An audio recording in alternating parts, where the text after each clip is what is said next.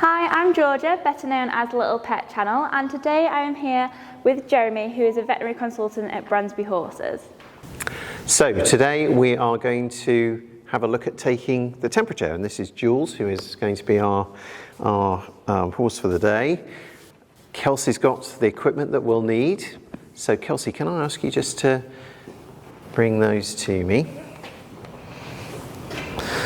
So, taking the temperature. The things that we're going to need are, we're going to need a thermometer.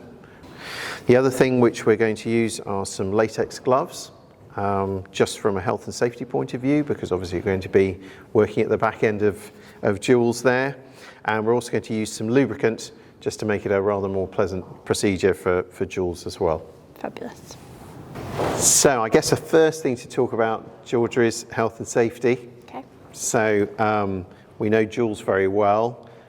We know that she's hopefully going to be very compliant and very good for us today. If it's a horse that you don't know, then I think you would want to be very wary, or you certainly need to speak to the owners and so on about what they're like in terms of taking the temperature.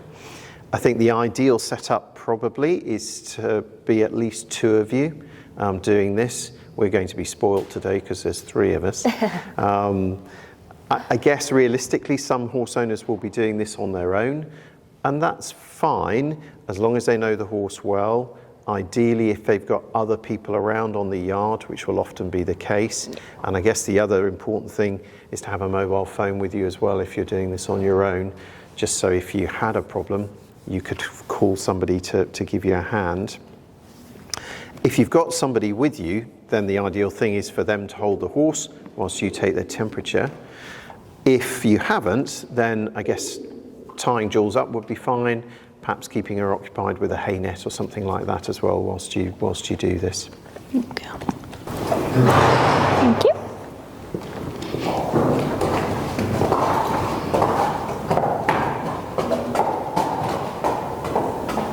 The first thing we need to do is just to make sure that our thermometer is working. Okay. So I'm just going to switch that on. And yep, that's come up, so that's great. The next thing to do is just to put a little bit of lubricant on the end of here. There we go, and I'm going to give that to you, Georgia. Thank you. Next thing to do is just to gently put your hand onto her hindquarters so she knows that you're there. Good girl. And then we're just going to gently lift her tail up as well. Is this one that needs to be held to take the temperature? Yes. Good girl. And then we're just going to very gently slide the thermometer into her rectum. And we want to keep it there for about 30 seconds, after which time the thermometer will beep and tell us that it's taking the temperature. We want to insert the thermometer around 3 or 4 centimeters into the rectum. And it's important that we just gently push it to one side of the rectum so it's touching the rectal wall rather than in the middle of the rectum.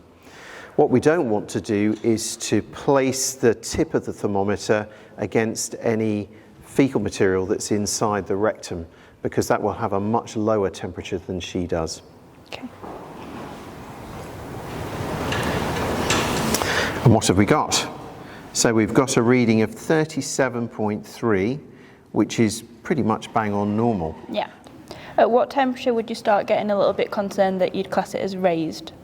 So all horses are slightly different in terms of where they will normally sit. Yeah. So once we've finished, obviously we just want to clean our thermometer so it's all ready for the next time. So we're just going to use some disinfectant wipes for that. Brilliant. So obviously Jules is very good, and she was very good for the procedure. If they sort of show that they're upset or anything, do you just stop straight away?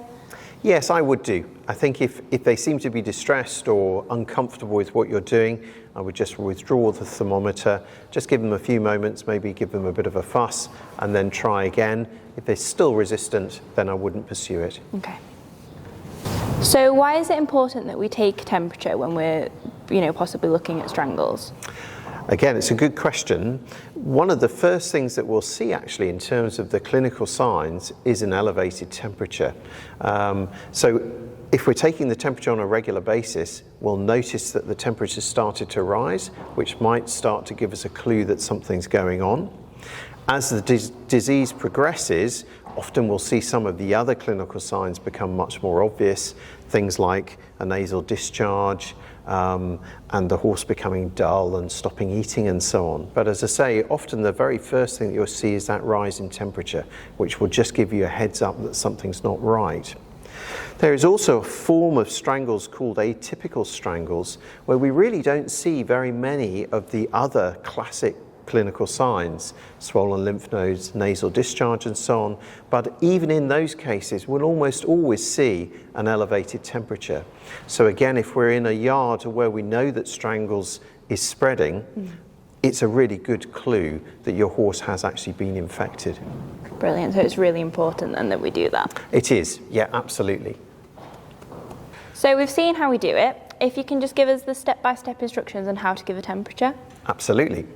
So the first thing to think about really is health and safety. So we need to know our horse, as we said before. We need to approach the horse carefully. Ideally, we want to have somebody else there to help us as well, or we want our horse to be tied up and occupied whilst we're doing it. Second thing is we just need to have the right equipment. So we need a thermometer. We've talked about the different types of thermometer. We want to have some gloves because obviously we're working at a dirty end of the horse. And we want to have some lubricant as well to make it as pleasant a situation as possible for you, don't we, Jules? Then we need to just very carefully approach the horse, lift the tail, insert the thermometer around 3 or 4 centimetres into the rectum, and we want to make sure that we're pushing very gently up against the rectal wall. We're not touching any feces, which, as we said, will have a much lower temperature. It'll bleep and tell us when it's ready. Then we just gently withdraw it and read the temperature. Once we've done that, we just want to clean the thermometer so it's ready for the next time. Good girl.